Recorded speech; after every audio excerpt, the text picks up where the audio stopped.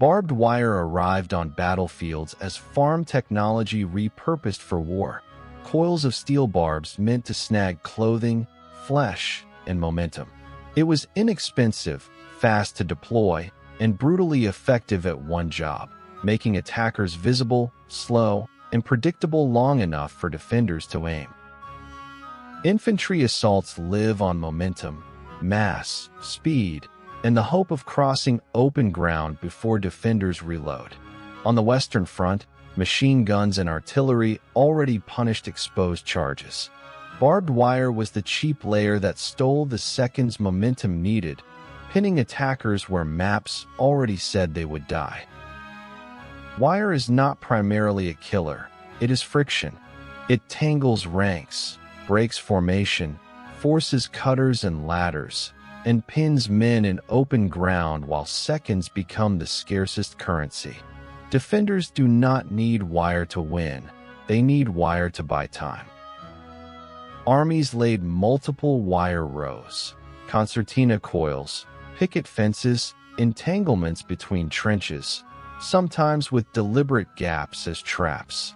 The geometry channeled movement into killing zones artillery and machine guns already knew by map coordinate. Wire alone annoys. Wire plus machine guns industrialize the annoyance. The gun needs seconds to sweep a fixed lane. Wire guarantees attackers spend those seconds in the lane. It is a duet. One creates the stage, the other performs.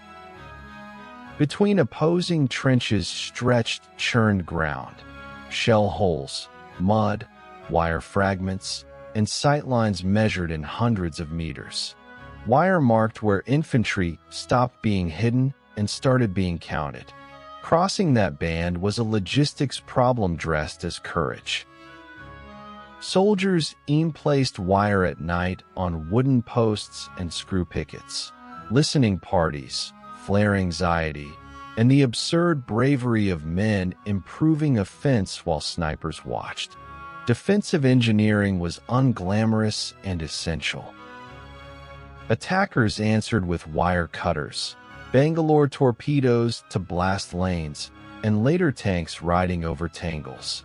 Each counter cost time and noise, and defenders replanted wire as fast as supply allowed.